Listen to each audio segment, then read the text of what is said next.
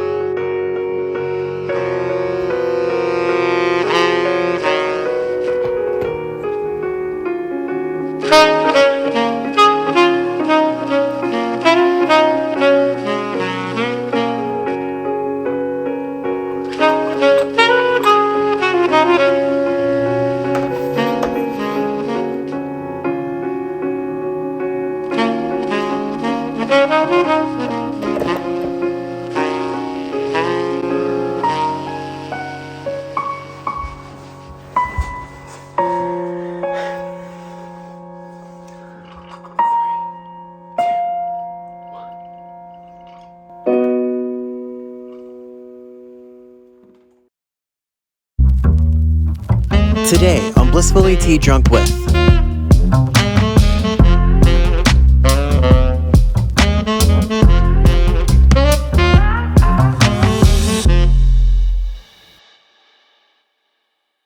Welcome to the show! Like I said, my name's Cody, and today we're showing musical residence for season 4. Alright, Ethan, let's introduce you to the audience. Ethan. Alrighty, Ethan. Okay, Ethan, we got it. Hi. Okay. Hi. I'm Ethan. Yes, and you're here for the entirety of season 4. You're our musical residence. Yes, I am. Very Great. professional.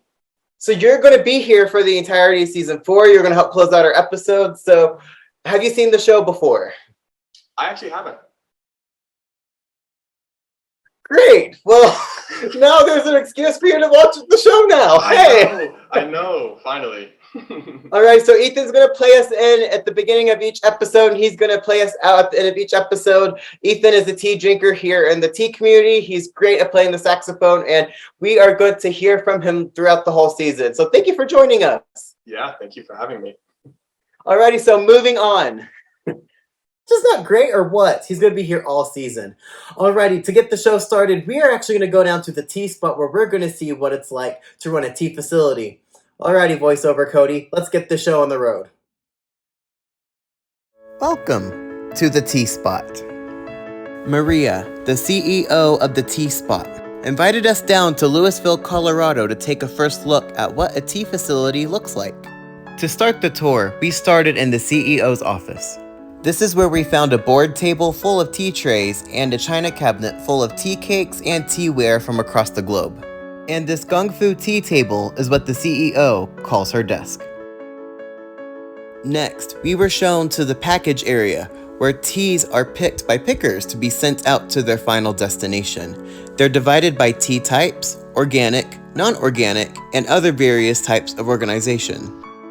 Behind this area, there were massive boxes upon rows of teas that are prepackaged, ready to be sent off to their final home.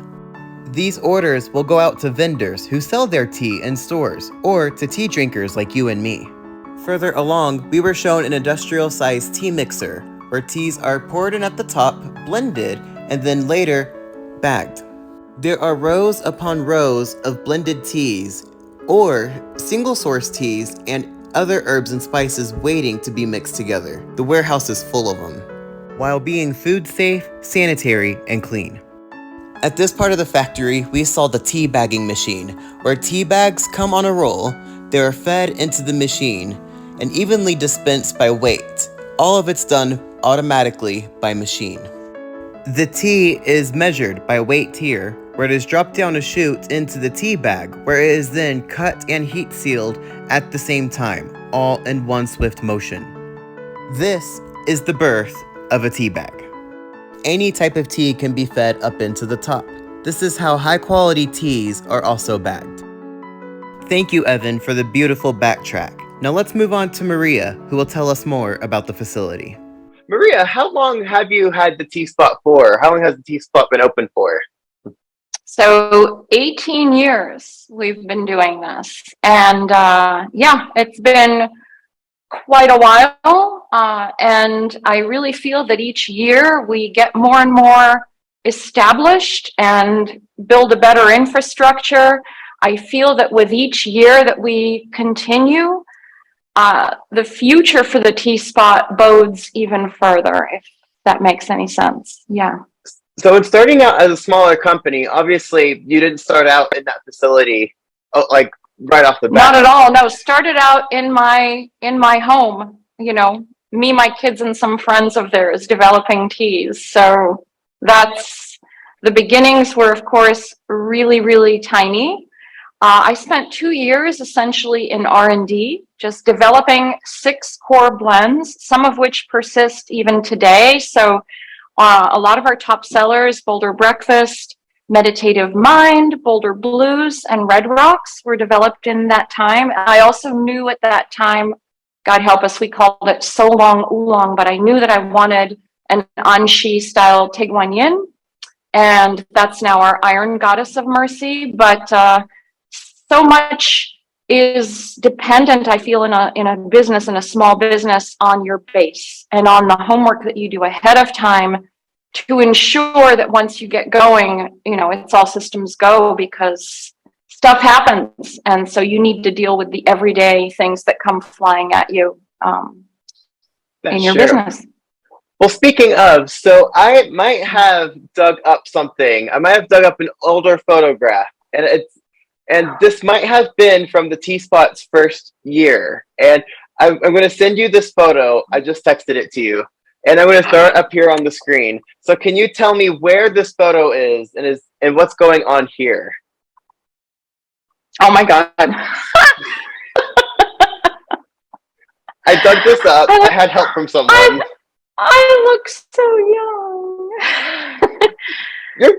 You're still fabulous. You're fabulous there. You're still fabulous now. But was that your first? That must have been your first year. That had to be. Make me cry. That was definitely my first year. In fact, that may be even like before we actually opened the business. So this is from, I believe, the first World Tea Expo, which, if you know when that was, we could figure out if this was before or after I started my company. The domain name isn't exactly the same, or maybe we did have that domain name and then switched it. And so God help me if this is from 2003. Okay, so this is from before we actually started. So I'm just in full-on R&D mode here. Oh, wow. Do you remember the first World Tea Expo and being there at it? Yes, and these are actually those teas that I just mentioned to you in these little tins on the right, which is like pre our brand. So, oh my gosh, this is hilarious. But thank you for sharing this. And this was a teapot with an automatic timer that then rotated the infuser out of the water at the end of the infusion. It was a pain in the rear. It cost too much to manufacture. Perhaps if we were to do a product like this today, we would have the capital to be able to continue with it. But it caused more problems than created opportunities, and we ultimately let it go. So how has the world of tea changed since the first World Tea Expo, since this photo? Oh, wow. So dramatically and so positively, I have to say, in North America. At the time, really my big impetus for starting the company was to make fresher teas available and accessible to the consumer. So I didn't mean for this to be a demo, but for instance, you couldn't buy a nice, fresh, new, this year's Sencha without, for instance, going to Itoen Tea House that they had in New York, or there was another great Japanese place in New York which burned down. Anyway, it was really hard to come by good quality teas. And at the time, I'd started seeking teas for their health benefits. And it was actually in July of 2004, when the company did actually start, that I got my no evidence of disease prognosis after going through cancer. So this was while I was still kind of in that final phase that I was doing this stuff. And you can see that my hair had grown from almost zero in that picture that you just shared. So it was truly out of a desire to create a lifestyle company that could make this healthy product, which is the #1 source of polyphenol antioxidants on the planet, yet it was in the 5th position consumed in the US back in those days, behind coffee, beer, milk, and soft drinks. So, kind of inexcusable, I hate to say, because worldwide, tea is the 2nd most consumed beverage after water. And for good reasons. It's good for you. Populations which drink more tea on a regular basis tend to have lower incidences of some cancers. So, long story short, and I promised I wouldn't drag any of these answers too long. This one I did. It was to make fresher teas available. However, today, you can get great teas in so many places in the States. And of course, online marketing has taken off since in the past 20 years as well. So, all of these wonderful things are available to any of us if we're willing to budget for them. So as far as, I'm so glad you were able to recover. And in that photo, consider you're in the final stages of treatment. You look fabulous. Like, Thank you. I don't know anyone that could be that fabulous, like their last stages of treatment, like only you could. And I'm so glad that you've been in remission this whole time. And you're a powerful woman as far as your spirit goes, and you've had so many roadblocks in your way, and nothing stops you. And for I don't think you need to look at them as roadblocks, detours. Well, setting the example here, I'm glad that you were here today. Thank you, Maria. On that note, thank you. Take good care. Bye-bye, Cody. Wasn't that great? I don't know if you could tell from the interview, but I am a fan of Maria. Anyways, let's go on and move on to our panel. Let's jump on over. So welcome to my first panel of Blissfully Tea Drunk with season 4. And you guys, you had to have seen Ethan over there. Wasn't he great? Yeah. Oh, good. Fantastic. Yeah. And speaking of, I have this fun hat that I thought I would bring out onto the show. And yeah, it's such a fun hat and it's so big. I have to wear it for today's panel. It's very stylish. Is that your tea garden hat? I'm like Lord from Her Perfect Places music video. I'm harvesting rice in fields of New Zealand. So I feel like you could make that tea. Yeah. So let's go ahead and introduce everybody on our first panel of the 4th season. So over to my right, we have Nicole, who is Tea for Me, Please. She is a blogger, but she's actually now a business. So we'll go into that in a second. I'll ask her about that in a minute. But below her, we have Chris, who is at Starbucks and World Tea Media. And below me, we have Jenn, who is the Barefoot Tea Lady, who's been a longtime blogger / YouTuber, probably since like longer than I've been in it. So let's go around and do brief introduction. So Nicole, you're a blogger, Tea for Me, Please. Yep. But you're not a blogger anymore. You're an LLC. So you're a business. I'm still a blogger, just after like 13 years of like stick-toing it, the blog is finally making a little bit of money. So I had to basically form an LLC to be able to kind of like legally handle all that money.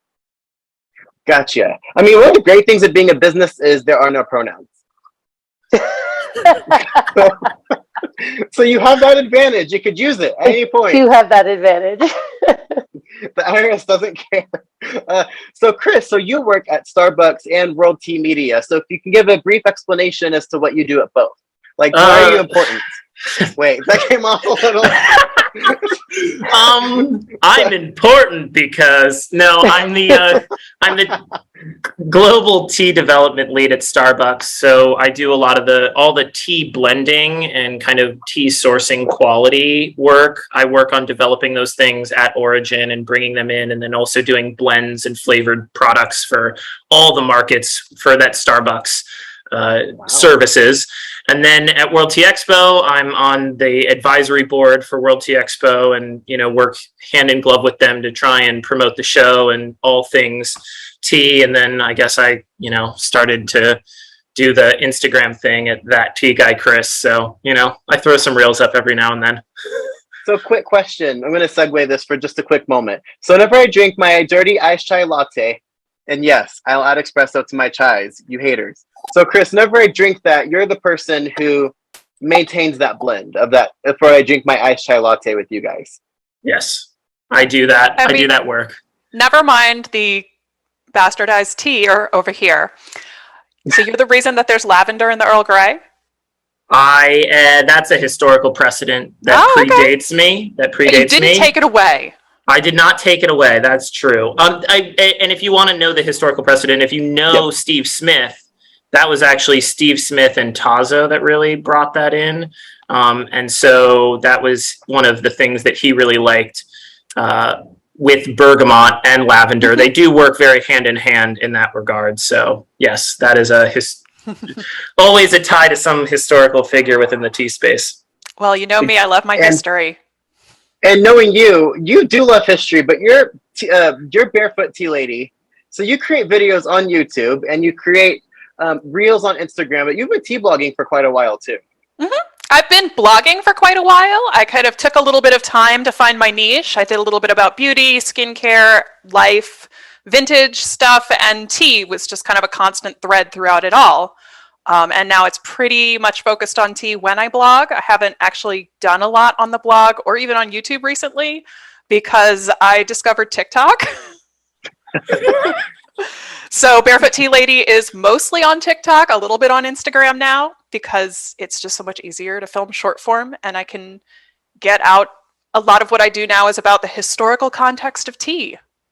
So I have to say, your YouTube videos, I always learn something new for. It's almost like Nova on PBS, but tea version. If there was a tea Nova on PBS, it would just be your YouTube channel and your reels because every time I watch you, I learned something new, but it's fascinating and it's entertaining at the same time.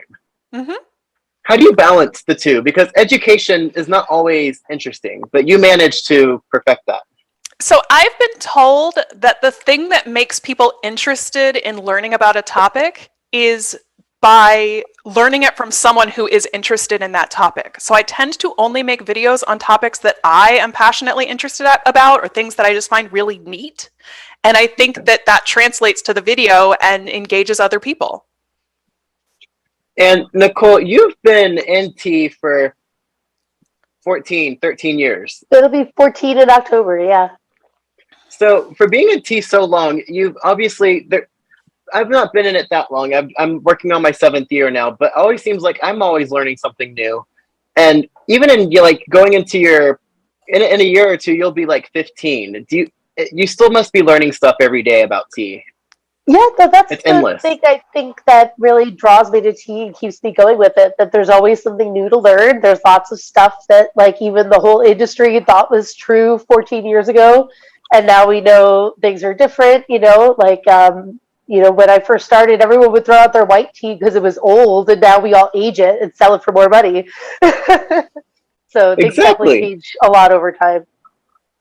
And a side note about white tea, it's funny how I have had so many people tell me you can drink white tea because it's caffeine free. Oh. Yeah. That.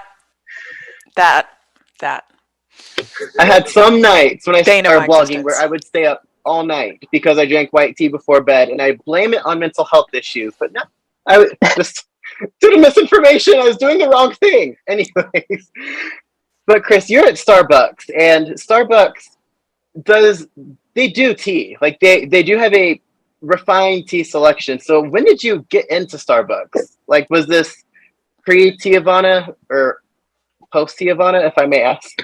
It was post Teavana. So really, to contextualize, my tea journey really started when my parents started a tea company when I was 8 years old. That's called Teas Etc. At 19, I joined their business doing their flavored blends and their quality work. And then it was only in 2017 that I transitioned into Starbucks in the roles that I have occupied since I've been here. So I've been here for 5 years. That was post Teavana transition. And so I came in right as they were, ironically enough, closing down the stores the Teavana stores and kind of shifting the business. And so that's been a real interesting challenge. But I was a part of opening the tea sections for the roasteries, both in Shanghai and in Tokyo, which have beautiful tea spaces. And in Tokyo, we kind of really push the idea of fresh milled matcha right on the floor of the roastery space. So really interesting stuff, and so have gotten the opportunity to really do some fun things while also traveling and finding really cool tea. So, So for people watching at home, before you come at us for Teavana reasons, he's trying to grow. He's trying to help tea spread more. He was after the Teavana debacle. He's a good one. He's one of the good ones.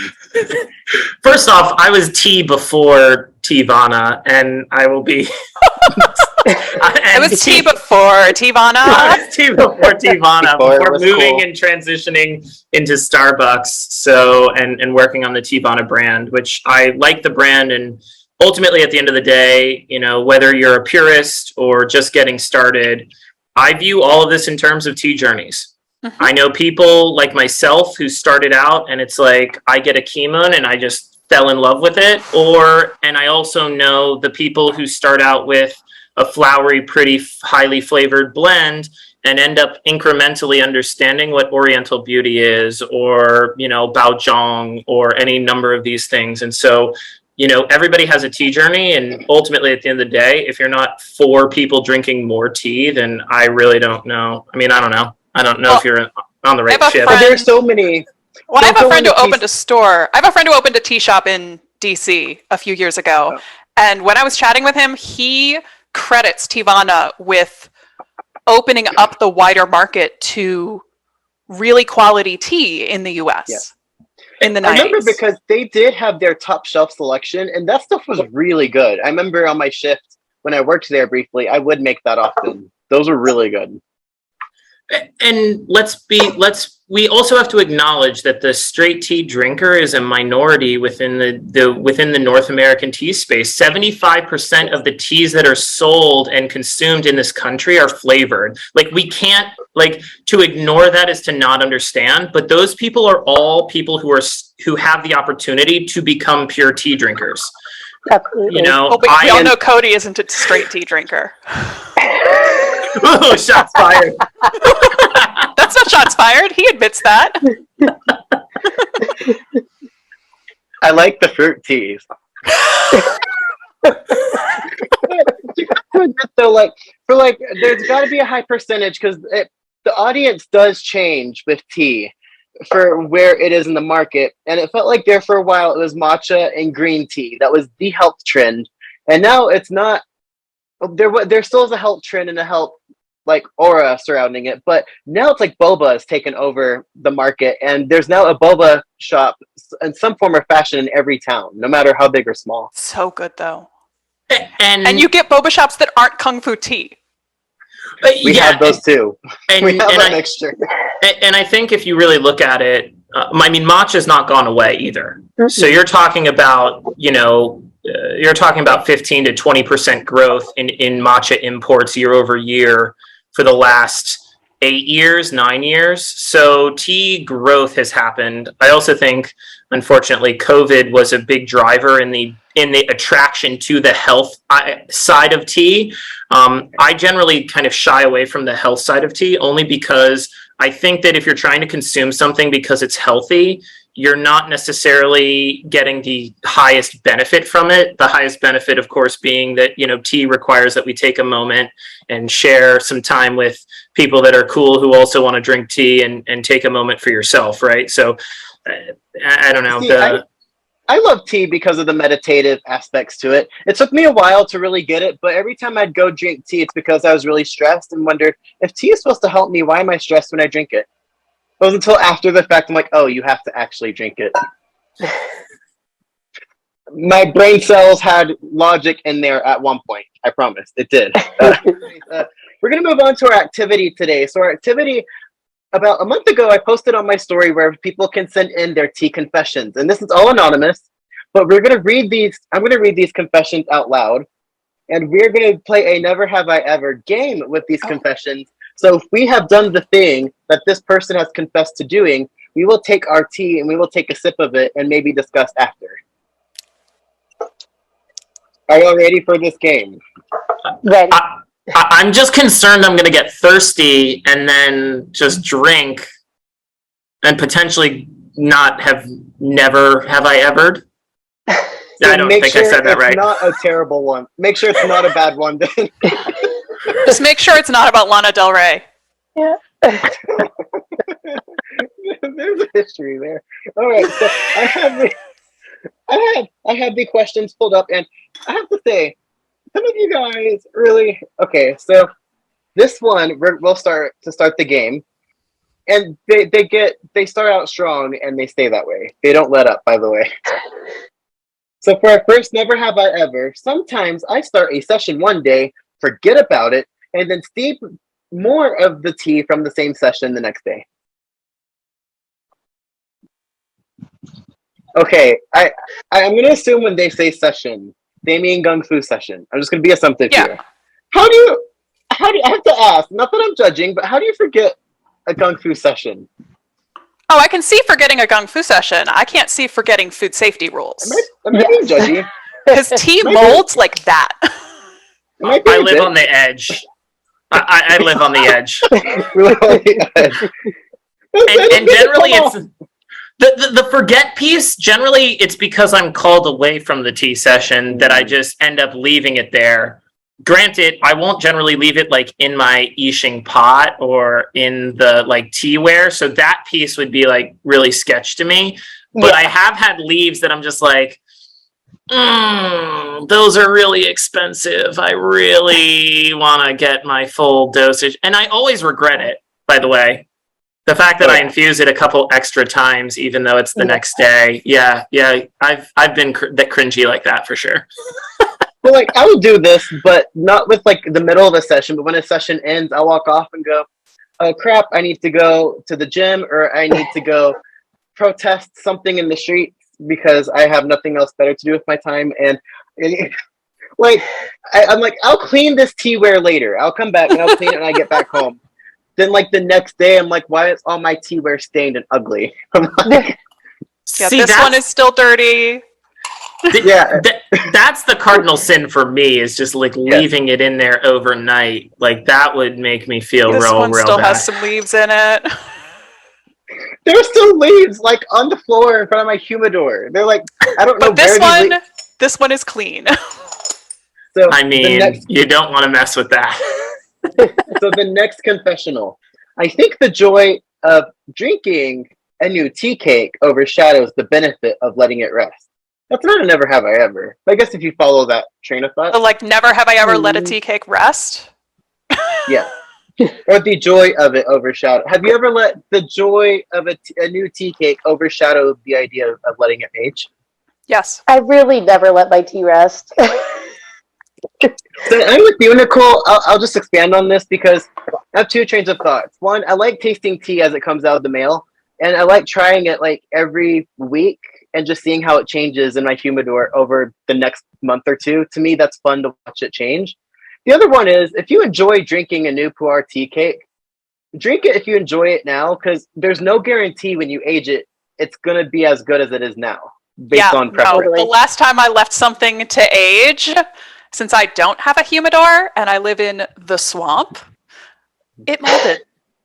My purple bud tocha from Mountain Stream, from the wild garden run by adorable Buddhist monks and nuns, molded. Yeah, that's why they invented the pick, so you can just pick that part off and keep going. Guys, don't. There's a disclaimer under safety. Chris, there is a disclaimer only under you right now, Chris. Does not represent advice from the oolong drunk. FDA. Okay, I think I'm definitely getting bored of Shung, but I overbought a lot of it out of excitement, so now I'm forced to drink it, even though I don't enjoy it anymore. Make 5-element tea then. Also, Shung doesn't go bad. Wait So until you're in the mood for it again. So you drink, you have a bunch of it, I assume, stored away, but it's not, but you'll like come back to it. It's not like you're like, I'm done, the end. Right? Okay. Yeah, no, like I go in, I have tea moods too, and I'll buy a whole bunch of tea because I get really excited about something and then be like, nope, sick of it. I did it with Yencha, I did it with Shung. I get that. Because for me, it's like seasonal. I won't drink Show Pu'er in the summer. Yeah, no. I don't. Yeah, no, that's a winter tea. Yeah, no, there are basically two kinds of tea that I could drink any day, anytime, any season, and that is jasmine tea and Earl Grey.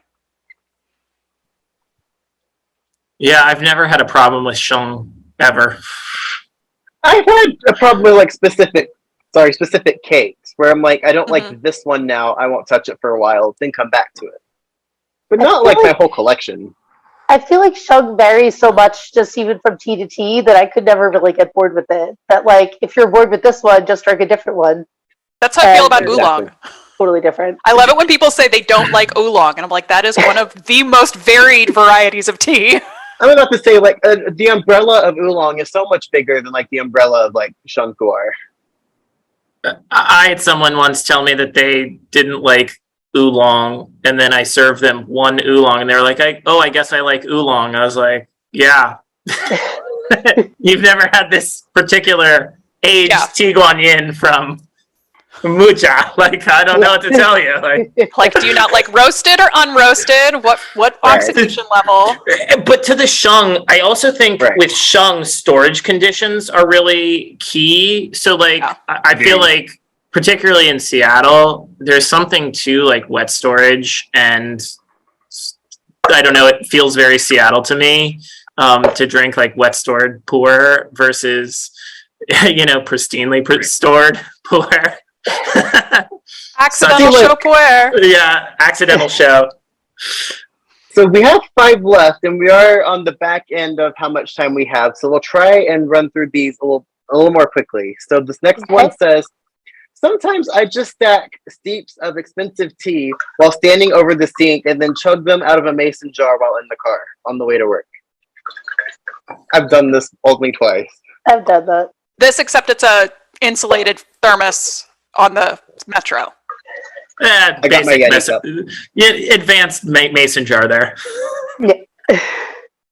The next one. Sometimes I'm purposely oh, Jesus Christ. Okay, sometimes I'm purposefully lazy and clumsy when brewing with specific teaware that I don't jive with anymore, because if I break it, then I'll have an excuse to go buy more teaware that I like better. I've never needed an excuse to buy more teaware. No. Same here. If I don't like a piece, I'll just give it to somebody else. But there's never a reason the re-gift. Yes, totally. The re-gift. Why break it? I used an old. What do I have? I had one tea set that I bought that I just cannot stand the texture of. It's this like rough sandy glaze thing, and I use it for candles. See, I purposely broke a teapot on purpose. I drilled a hole in the bottom of it to use it as a planter because I wanted to repurpose it. I didn't use it anymore, but then it killed the plant because it still wasn't enough ventilation. And then I eventually broke the pot by accident and realized that was a stupid $40 wasted that I didn't have to waste.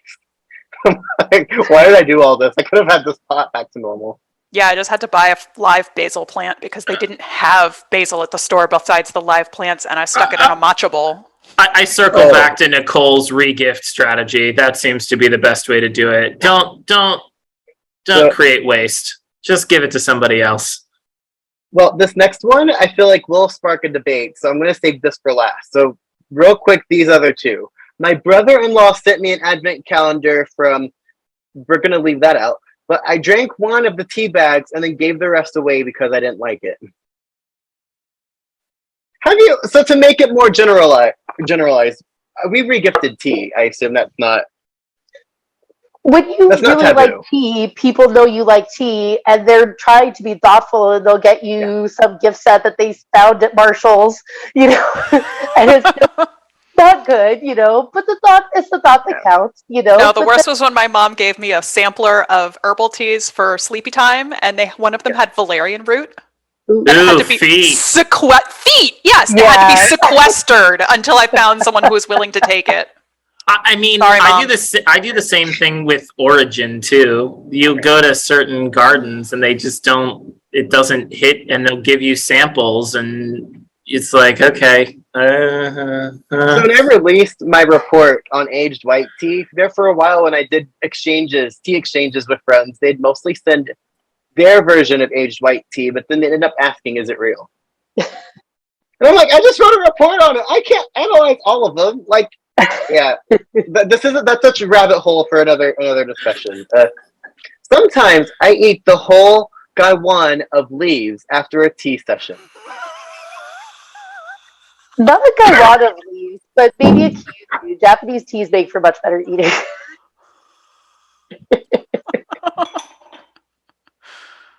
What did I do that's wrong? Look, if it's depleted, and assuming that most of my teas I brew or infuse like at a simmering boiling temperature, and I'm just like, I guess it's like the left brain does it and the right brain is like, oh, you're eating a leaf, and it's just like mindless. I don't know. But the whole gaiwan is not mindless. You're not like and Like a bag of chips. and I've been to so there are chips. But there are places in Tokyo that actually do take the leaves and prep them in a way that you're going to then eat the leaf afterwards. But that's salted, and they use miso, and they use all the different types of things to actually prepare it, like to make it into something that you would eat on. Totally makes sense. Also, not the weirdest thing I've heard about with old tea leaves. Like, I met a person who made like tea pillows out of their used tea leaves, like re-dried them and then stuck them in. Yeah. Please. That's like the saving your hair and turning it into. Yeah, it's bizarro. So, you know, I got it. After the 4th season, I'm going to that place in Japan. Those are my people. We get each other. There you go. I'll send it over to you. And yes, this last one is always a controversial topic in every circle I've been in. So the fact that they admitted it's not shocking, but it's very vitriolic. Just the idea of this. Are you ready? I brew my green tea with boiling water.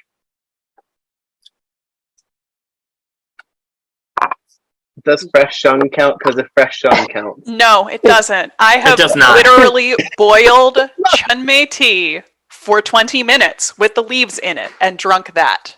That's horrifying. It's a little astringent. It wasn't terrible.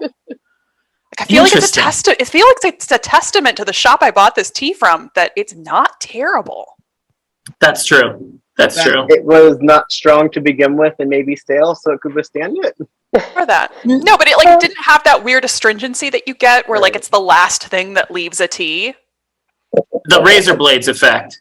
Okay. So there is stuff out there. There are studies that show like temperature and water can affect the different acids in tea when making it.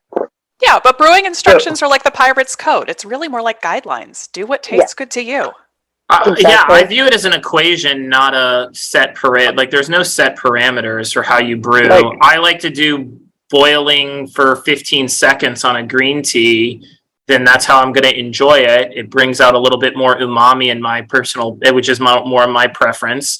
Or like with Dragonwell, it brings out more of that butter note and really the chestnutty sort of character, which is what I'm looking for. And so I think it's just, know-how more so than anything else. But I won't ever judge anyone for it because I'm very much brew it how you want. I just may not do it for myself though. Yeah. Also, when people are like, you're going to burn the leaves, they're dead already. Well, you can't burn something with water. You singe it with water, right? Exactly. No, you can burn something with water, like skin. Wouldn't that be? But no, that wouldn't be like singeing your skin. It depends on your definition of burn.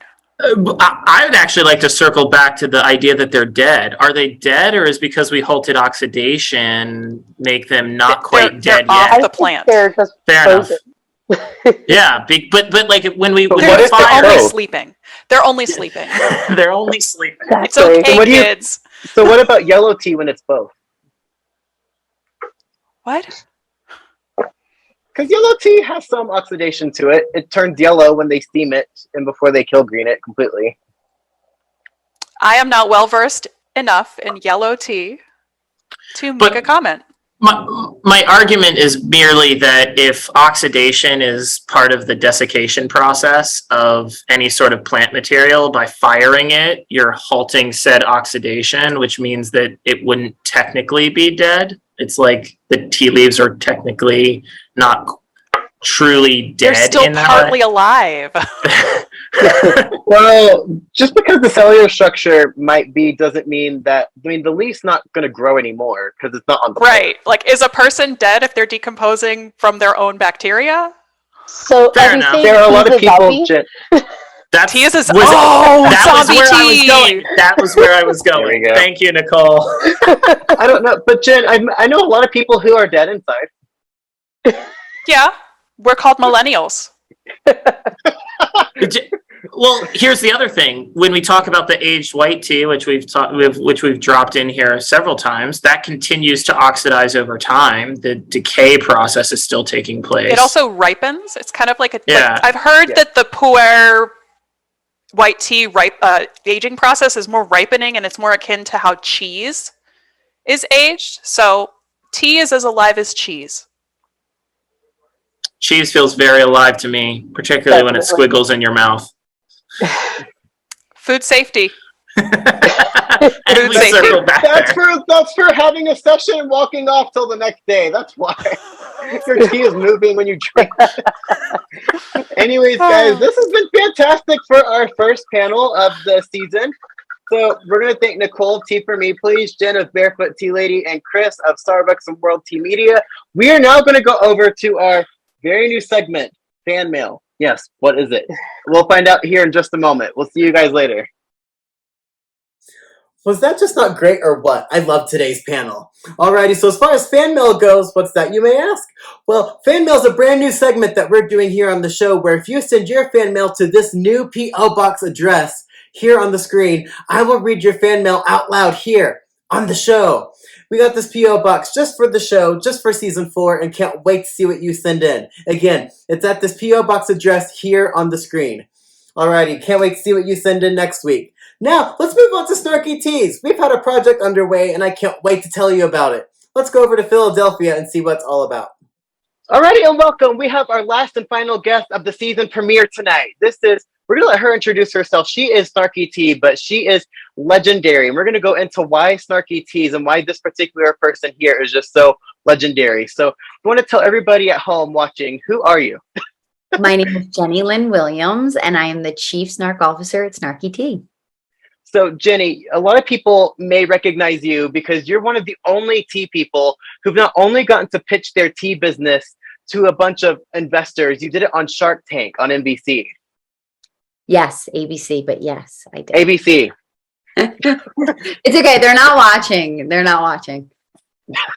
But not everyone, I don't know if anyone else watching has seen this, but your tea company, Snarky Teas, are tongue-in-cheek. They're hilarious. It's almost, I wouldn't say comedy-based, but they're very catchy and they're fun and they're humorous. They bring a smile to people's face, but you brought them onto Shark Tank.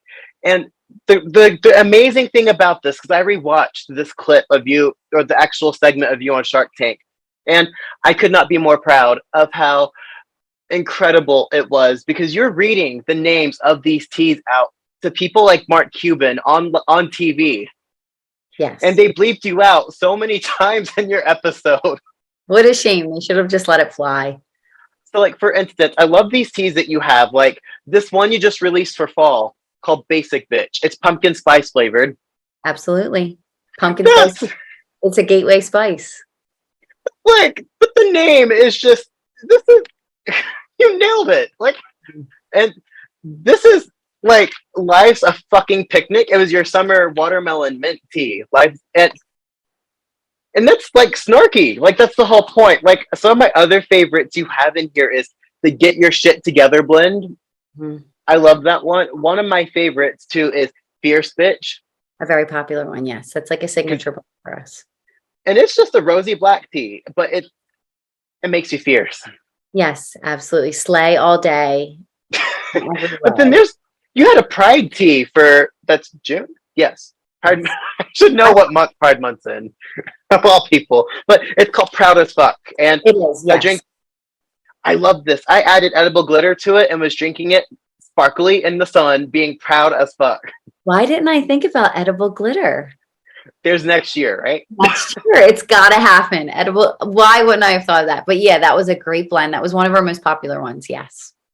And I have to ask, so when reading these names, so when you were on Shark Tank, you had no qualms about reading these out loud. Like, you didn't censor yourself. Know. Yeah, I am actually from Philadelphia, so I think it's like culturally, like we were not scared. Like that's how people speak around here. My grandparents spoke that way. My parents spoke that way. So to me, it comes out very naturally. I actually did not know that people didn't speak like that until like I got older and I started being in the working world, and I would look at people's faces and reactions when I would drop an F-bomb. So it really wasn't taboo for us. So yeah, I had no problem dropping some F-bombs on national television. No problem at all. But the audacity is just insane, but in a good way, because people like Mark Cuban, like there's got to be some dissociation with him in everyday life. So for you to go on there and bring reality to their reality show, so to speak, is just amazing. The way you did it was just incredible. Yeah, you know, part of the truth is they're just people, right? Like they, especially like as business owners, I think entrepreneurs probably historically drop a lot more curse words in their daily routine because they're not expected to stay within any kind of lines. Like we're just people. We're all the same. They curse and they know it. So, you know, having me go in there and do that, like I was really apprehensive at first. I didn't want to apply because I was like, there's no way they're going to let us on the show. Like it's run by ABC. I hadn't even really thought about it. We were only 8 months in business when we filmed for the show. But I actually got into the Oscars gifting lounge. And you know who Randy Jackson is from American Idol? Yeah. He was like, so he loved the teas. He's so cool. And he came over and he was like, did you invent these or make up these? And I'm like, yeah. And he's like, I want to shake your hand. And I'm like, what? Randy Jackson's shaking your hand? And he goes, you have to go on Shark Tank. And I was like, I don't think they're going to let me on because of all the swears. He's like, no, ABC, like, I think they have a record for the most swears on broadcast TV. You can look that up. And then he left. And I was like, fuck, I got to do that now. Randy Jackson just told me to do that. Like, I believe in signs from the universe. And if that's not one, I don't know what it is. So I was immediately, as soon as I got home, I applied. I didn't tell anybody. And I didn't tell anybody, like, there's a long interview process. I wasn't telling anyone, like even my husband. I was like, I'm not going to tell anybody because I'm excited. Until like they were like, all right, we're gonna fly you out. So then I told people, and yeah, I was just as surprised as most people were that they let us on there. So Randy Jackson of American Idol on Fox sent you to Shark Tank of ABC. Exactly. But that's wonderful because these blends are. I've already had some of them because you sent a good amount of them, and they're I love them. And part of the reason why this show was started was for the anti-Karen. My railroading over the anti-Karens and the haters and the tea subredditors, you know who you are, is to break down the barrier of I can drink gung fu tea and be snobbish, but then the next day I will drink my fierce bitch over here and just love anything flavored. And we got to celebrate people, all tea drinkers of all kinds. But I have to ask you, so I got these teas, and they're a part of something that we're doing together just for the show. It's called your Calm the Fuck Down blend and Shut the Fuck Up blend that I have here. And I want to make one of them on here for the remainder of our interview because I think this is great. I want to do Calm the Fuck Down. This is a Caribbean for rooibos tea, and it's herbal. And I had to bring out my Blanche mug. It's Eat, Dirt, and Die Trash. I love it. It's my Karen mug. And so let's tell the audience, what are we doing with these two teas? Because these are very anti-Karen. Yes. So we discussed doing a little bundle together, which is the Anti-Karen bundle, which is going to come with a really cute Karen themed sticker and a few other little extra goodies. And I think Cody will drop the link somewhere for that. And then we're going to do 25% of profits or 50% of profits, 25% of sales to the Trevor Project, which you and I have both coincidentally worked with before. Yeah, so we donated to the Trevor Project before on this show when it was exclusively on Instagram Live. But for people at home who don't know the Trevor Project, they are a suicide hotline for LGBT plus youth who don't feel like they have the resources and outlets to feel heard and understood. And there's a sad demographic. It's like every 10 to 15 minutes, a LGBT youth somewhere commits suicide due to the hate that they receive. So hopefully when you buy this bundle, it will go towards the Trevor Project and fighting the Karens, and especially the Karens who are against the gay children who don't deserve the hate. They actually need support and lots of it. And this tea will go to support that. Like she said, the link will be down below, and we're going to leave this open for, I don't know how long we're leaving this open for, but we'll leave it there for a great amount of time. And I'm going to go ahead and calm the fuck down. And while I do have to ask, you have one Karen moment that sticks out above the others. I have to ask, because you guys, who complains to you guys? Who would ever dare be a Karen to Snarky Tea? We get a lot of them, believe it or not. So we have our profanities line, which is what you're consuming, which is sort of our starter line. It's kind of people coming in who are, maybe they're super familiar with loose leaf tea, maybe they're not. But we sell them in those great tins and refill pouches, and they're in biodegradable tea pyramids. It's made of Soylon. So it's sort of like a starter kit for people who are kind of dipping the toe in the water of tea. Maybe they didn't feel accepted by the culture, so they haven't really done it. And then when they come into our community, we start to educate them about loose leaf and how to use it and what tools and instruments you have at your disposal to really enjoy the full experience of tea, the ritualism, all those things. So a lot of people do come in on the profanities, and we get more Karens than probably most companies. Like after I was on Shark Tank, I was actually 8 months pregnant when the show aired, and I had like people emailing us saying like, I can't believe you're going to bring children into this world with that mouth. And I'm like, hell yeah, I am. And like we just get a lot of emails from people that are like, I refuse to buy your products. This is how I equate the internet. Right. So like when I was a little kid in the 80s, there would be signs everywhere because that's how people advertise their local businesses. So like, say I saw this somewhere, there was a comedian that sort of came up with this relation. So there used to be posters in town squares that would be like guitar lessons, call Joe at blah, blah, blah. The internet comments that we get are like ripping that poster off, walking around to every business in the square and saying, I don't want your fucking guitar lessons. It's like, not everything is for you. You don't need to rip the poster down and scream at the top of your lungs. Like it's so chaotic the way that we behave online because we don't act like that in real life because it's so, like you said, like dissociative, like people just, we are all human beings. We need to be nicer to each other. But yes, but you had this one Karen in particular who really was not in her right mind. And this is what brings me to like, there is just such, hypocrites in the world. This woman had emailed me. I was like 6 o'clock in the morning, and it said, please cancel my order. And she was very nice. She said, hi, I'm so sorry. You need to cancel my order immediately. I do not support businesses that use profanities. Unfortunately, last night I overdosed on Ambien, and I purchased your products under the influence of Ambien. So, please kindly just cancel the order. And like, you can't even make that up. Like, I was like texting it to my cousins, like, am I reading this correctly? Is this woman judging me after she OD'd on Ambien? Like, which, if you need Ambien. You fell down that rabbit hole, Alice. Like, come on, hun. We're all just people. Sometimes we OD on Ambien. Sometimes we let a swear slip, but don't judge me. I'm not going to judge you. But I did cancel her order for her, and I just sent her on her way. So I hope she's Look, I gladly canceled your order. But my coworker was like, you should send her some get your ass in bed and just wish her well. I was like, yeah, I should. Well, we are going to keep fighting the anti-Karen. Again, it's these two teas. By the way, this is amazing, by the way. This is Calm the Fuck Down, which is a island vacation while sipping on delightful Caribbean fruit rooibos. Or we have this English classic brisk black tea and shut the fuck up. And this smells just like utterly incredible. They will be in a bundle, the anti-Karen bundle, and they can find that at the link below. And remind them again what's going to the Trevor Project for when they buy this. 25% of the sale, 50% of the profits are all going to the Trevor Project.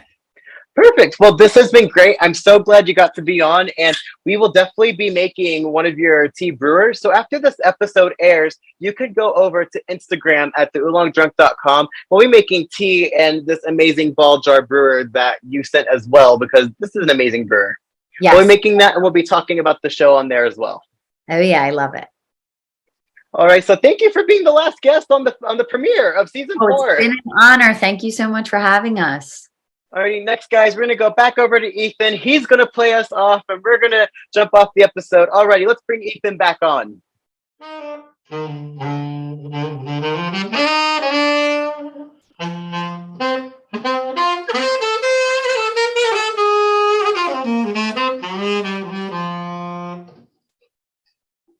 Perfect.